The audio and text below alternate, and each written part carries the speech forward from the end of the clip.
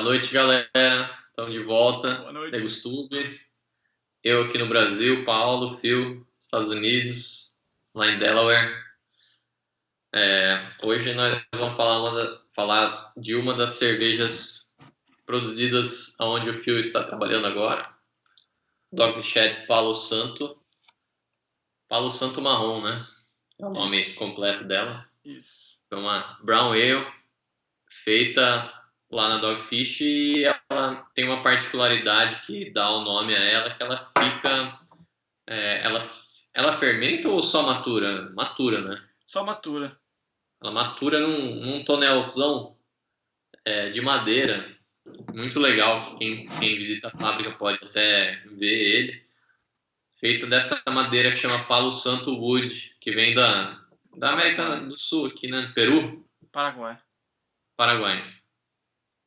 Então, uma das cervejas mais famosinhas, assim, da Dogfish, eu diria assim, ao longo dos tempos. Bem, todo mundo conhece, a galera curte pra caramba, é uma cerveja alcoólica, de guarda. Fala um pouco mais sobre a cerveja, você que tá aí em loco, Fio. É uma cerveja que se fosse feita uma vez por ano ou se fosse sazonal, ela ia ter uma demanda muito maior. Mas ela é uma cerveja que é oferecida o ano todo e com um preço, com um custo-benefício bom, eu acho. É uma cerveja que é super alcoólica, ela é, tá bem parecida com é, Imperial Stouts e é uma cerveja que eu gosto muito, sempre foi uma das minhas favoritas e ela tem uma característica de madeira que é diferente de carvalho. Eu sempre achei interessante madeiras que são diferentes do carvalho. Depois de um tempo provando cervejas envelhecidas em carvalho, você consegue perceber o que te traz de aromas e sabores. Mas, por exemplo, é um paralelo que eu faço com a amburana nossa do Brasil, que eu acho que é uma das coisas que a gente mais deveria é, Explora. ressaltar e tentar exportar sobre o Brasil é a madeira nossa. É uma característica que não é tão de vanilla, assim, sabe? Uma madeira mais, sei lá, mais resinosa, mais pesada, mais que é bem característica. Então fica fica nesse limbo entre uma Imperial Stout que não tem muito potência de torrado e uma Brown Ale, uma Imperial Brown Ale que tem um pouco demais de torrado. E é um bom. Sempre é legal ter cervejas que estão entre dois estilos, você não sabe muito bem definir, que você está criando uma coisa única. Então essa é uma delas, você não consegue dizer exatamente o que ela é. Bom, então eu já bebi ela antes, faz um tempo, realmente, mas o que que eu vou esperar? Uma cerveja maltada, com notas de torrefação e esse componente de madeira, né? Mas não madeira muito parecida com carvalho, algo mais agressivo, que talvez lembre as madeiras usadas no Brasil, né? Uhum. A gente outra coisa interessante sobre esses tonéis é, de tempos em tempos a gente faz uma, digamos, uma lavagem, uma coisa mais intensa, onde é, é, a galera entra dentro desse tonel e raspa, digamos. Eu não sei exatamente com que equipamento, mas dá para tentar tirar uma camada de madeira para expor mais um pouco do gosto. Isso vai acontecer agora. é, a gente vai esvaziar esse tanque amanhã, e acho que vai acontecer amanhã isso na, na Dogfish. Então é interessante, vou poder dar uma olhada lá amanhã no que vai estar acontecendo. Quantos tanques são? Dois? Então, agora tem dois. Quando foi feito e provavelmente quando você foi lá, era um só. Agora são dois tanques de Palo Santo e dois tanques de Carvalho. Três tanques de Carvalho. No mesmo tamanho, assim. Tem um de É, carvalho também. é. E até onde você sabe, o de Palo Santo só é usado para essa cerveja ou tem alguma outra? só para Palo Santo. Né? Os de Carvalho aí usam em várias cervejas diferentes.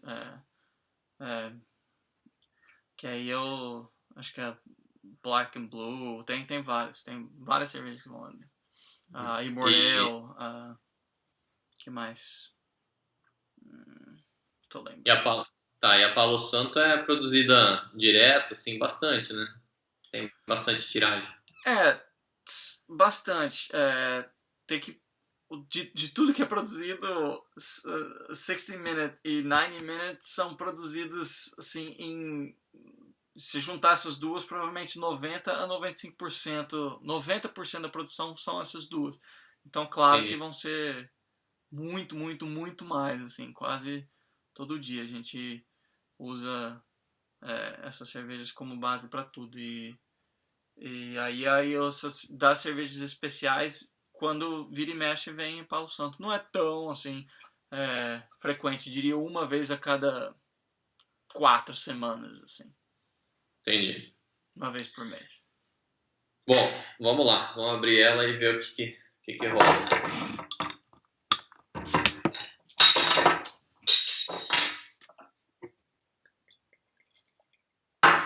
Vamos para aroma inicial.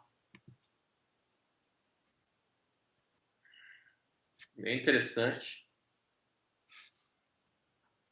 Bastante nota de malte, torrefação, um pouco de chocolate, um pouco de café. Eu E por pego. trás, e por trás essa nota muito legal de que eu sei que vem da madeira, mas que tá me remetendo a algo meio salgado, meio fumo assim, tabaco, um negócio mais assim forte assim. Eu pego características aqui que são muito, muito parecidas com Imperial Stouts. Se olhando, até de cor, que a gente vai falar agora, dá para confundir. A não ser que você vire bastante o copo, mas o aroma remete aquelas notas de Imperial Stout, porque a componente do tostado você não consegue perceber tanto no aroma.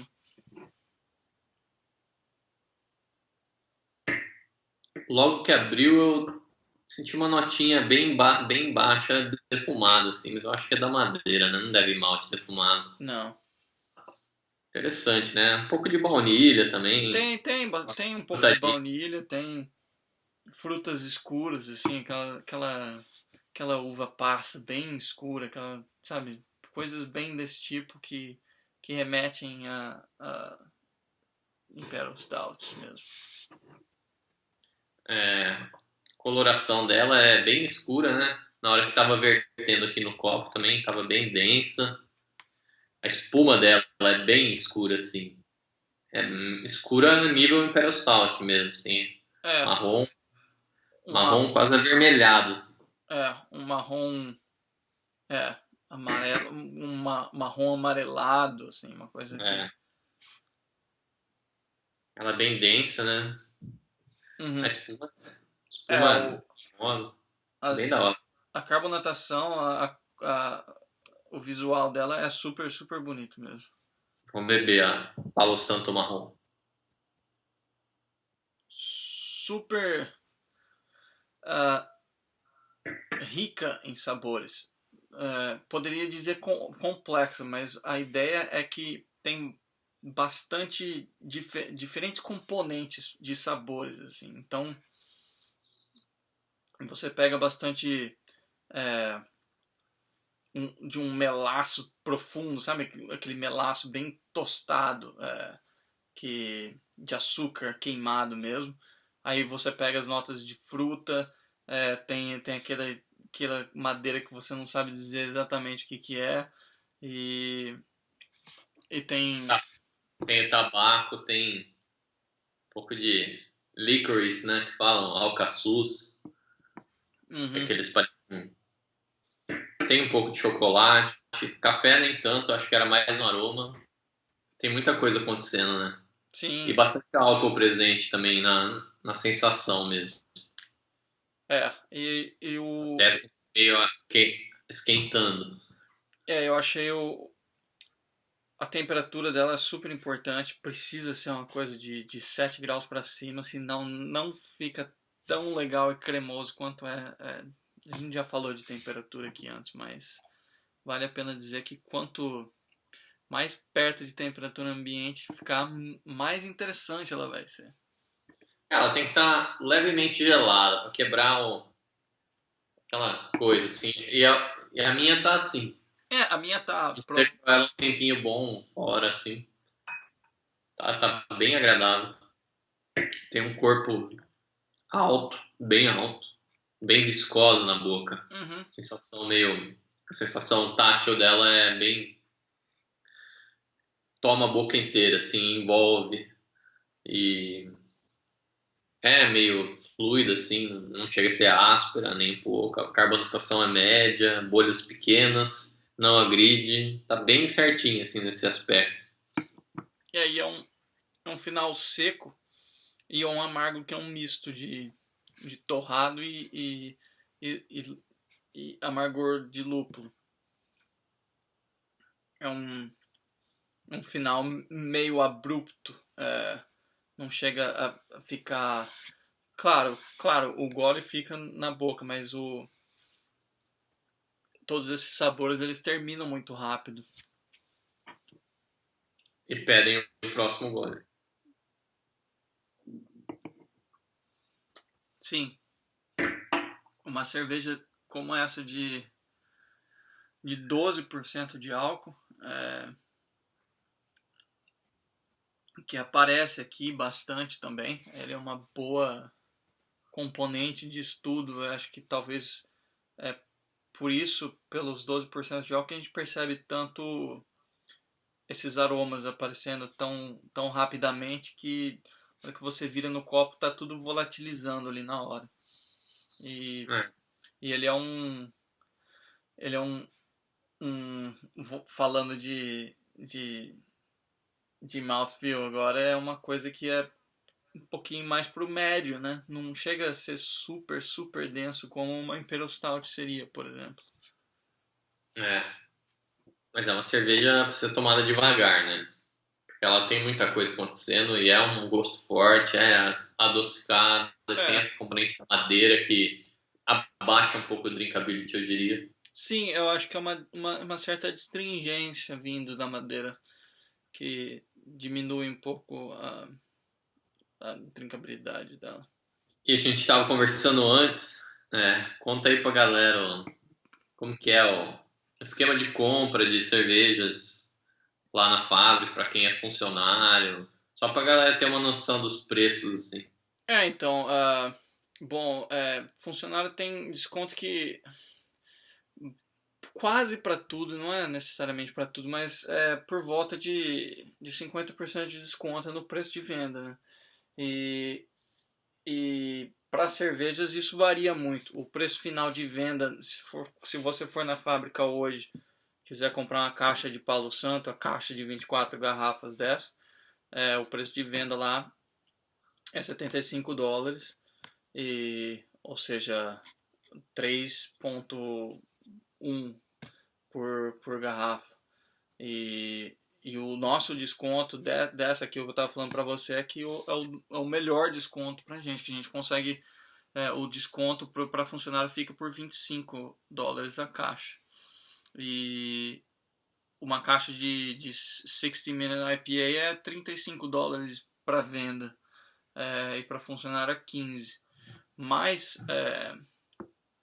como a gente ganha as caixas por cada vez que a gente recebe o pagamento, ou seja, 2 vezes por mês, e como essas caixas geralmente são ou 60 Minute, ou IBA, ou Namaste, então essas cervejas aqui, quase sempre, se a gente quiser, a gente tem que comprar. Mas $25 por caixa significa $1 basicamente por garrafa. $1 por garrafinha dessa. Que é muito bom. Uma cerveja de 12% de álcool eu nunca iria comprar por um. Ou mesmo se você for pensar para um consumidor $3 numa garrafa dessa, a gente provavelmente está perdendo dinheiro, porque é uma bela cerveja, super bem feita, ficou mais de um mês ainda em madeira, então vale bastante a pena. Sempre soube disso, sempre soube que a Paulo Santo é a melhor custo-benefício. Entendi. Então sai R$ 4 uma garrafinha dessa. Uhum.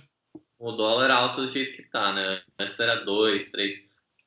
E uma 60 Minute IPA, por exemplo, sairia 70 centavos de dólar. Então, É, R$ 3. isso. E aqui eu já vi ela vendida mais de 30. Então, a 10 vezes.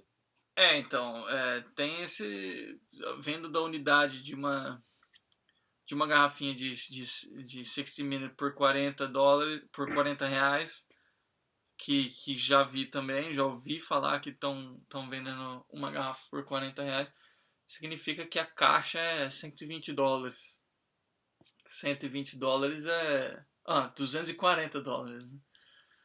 $240 é o preço de uma caixa de 120 para o consumidor. Então, tem isso, né? As nossas cervejas são conhecidamente mais caras. Dogfish não faz desconto e a gente tem orgulho disso, porque algumas cervejarias começam a fazer uma guerra de preço, das quais eu destaco a Lagunitas, que está crescendo e começa a diminuir o preço para poder vender mais. Uma vez que eles fazem esse desconto, não tem como subir o preço de novo, né? Então a gente tem o orgulho de vender as nossas cervejas que são especiais e são para serem vendidas. A ideia sempre foi essa, de ser cervejas mais caras, para você ter uma experiência de ingredientes que não são facilmente achados, ou ingredientes que são mais caros mesmo. E eu acho super interessante essa ideia toda aí. Pra não nivelar por baixo. A Lagunitas é muito barata mesmo. Nos Estados Unidos, principalmente. Então, aí uma hora a gente tá esperando que alguma coisa aconteça num futuro muito próximo. Muita coisa vai acontecer, né? Porque a gente está tendo várias coisas acontecendo ao mesmo tempo. As aquisições de empresas grandes, que vai continuar, mas sempre vai ter cervejaria artesanal pequena. O lúpulo, que é finito e não tem como acompanhar a demanda das cervejarias que estão crescendo. E a busca por espaço entre todo mundo, que se todo mundo crescendo, se a cervejaria artesanal está crescendo 15% por ano, e aí a gente tem 4.000 cervejarias que estão querendo disputar alguma coisa, ou os espaços em supermercado, alguma coisa vai acontecer, mas eu acho que as cervejarias pequenas vão ter que se contentar em serem pequenas para sempre, né? Não vai ter mais transições de histórias como o Dogfish Head, que começaram super pequenos e são gigantes. Então, quem começar pequeno vai ser pequeno. Mas... Acabou o passo de crescer muito ultra rápido, assim, tipo Stone, Dogfish, Lagunitas. não existe mais. Mas, por exemplo, um lugar que pode acontecer facilmente isso é o Brasil.